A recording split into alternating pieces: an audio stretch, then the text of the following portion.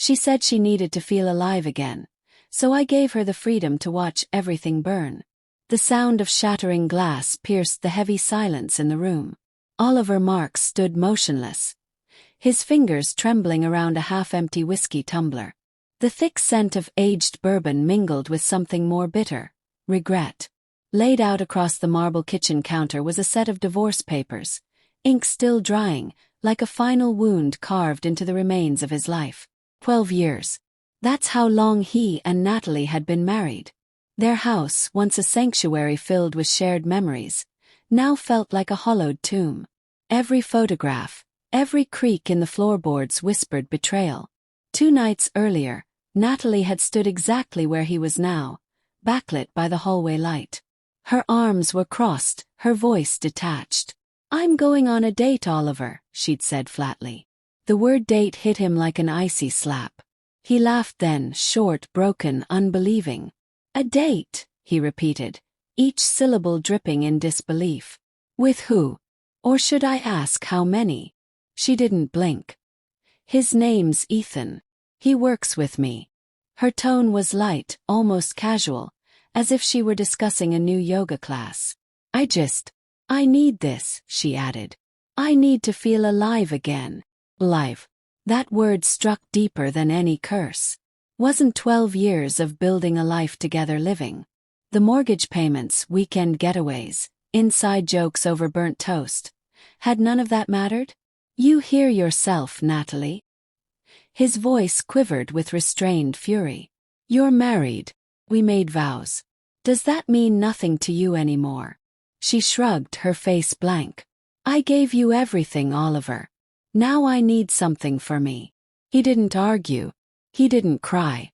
Because you don't bargain with someone who has already decided to burn it all down. Instead, he gave her one final warning, his voice like ice on stone. "Do whatever you want, Natalie.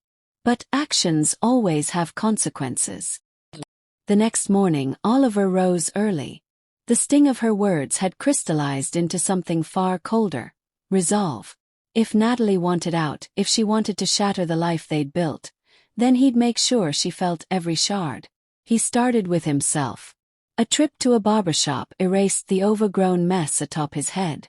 A tailored jacket replaced the lazy comfort of worn flannels.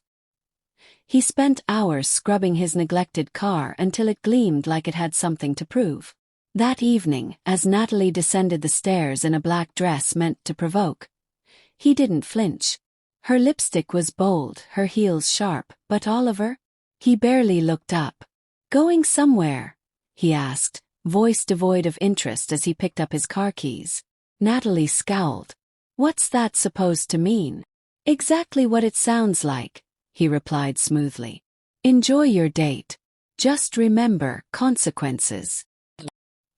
He drove to a quiet wine bar on the edge of town where Lila, a co-worker and recent confidant, was waiting. Their bond had always been professional, but pain has a way of exposing true connection. Tonight, that connection flickered into something more. "You look different," Lila said with a soft smile as he sat down. "Different good or different bad?" "Strong. Like you finally remembered who you are." For the first time in weeks, Oliver laughed. A real, full laugh. But beneath the warmth of wine and soft conversation, a colder plan was forming. This wasn't just about moving on. It was about making sure Natalie understood what she'd thrown away. Natalie returned late. Her heels clicked on tile like gunshots in the quiet house. Oliver sat calmly in the living room, nursing a glass of scotch. "You're still awake?" she asked. He didn't look at her. "How was your date?" She hesitated, then opened her mouth, but he cut her off with a cold stare. "I don't care.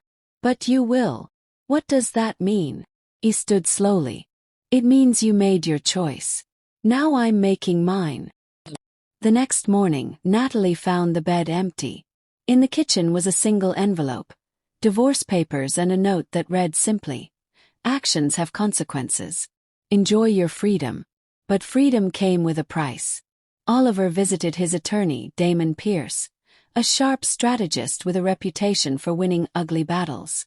"You've always been calm, Oliver," Damon said. What changed? 12 years of sacrifice, Oliver replied, his voice like steel. I gave her everything. And she decided I was nothing. Damon's smile was cold. Then we don't just file.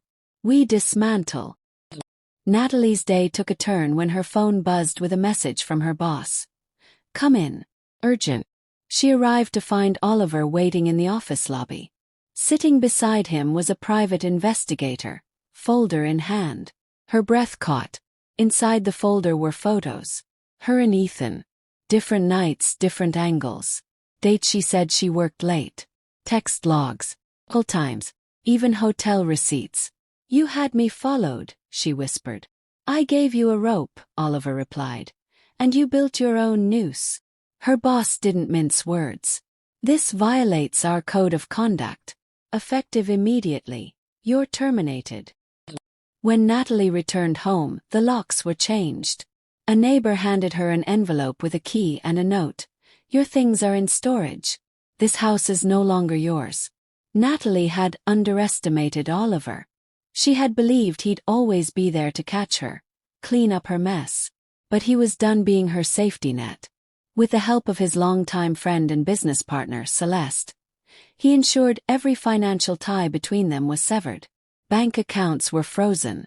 Joint assets blocked. Legal firewalls went up overnight. Natalie's world shrank. Eric stopped returning her calls. Friends distanced themselves. Gossip spread like wildfire. The man she gambled on. He bailed the moment things got hard. One cold evening, Natalie showed up at Oliver's office. Her face was streaked with tears, mascara running. Please, she whispered. I made a mistake. I was selfish. I thought you'd forgive me. Oliver looked at her for a long moment, then shook his head. You didn't make a mistake, Natalie. You made a choice. Now you live with it.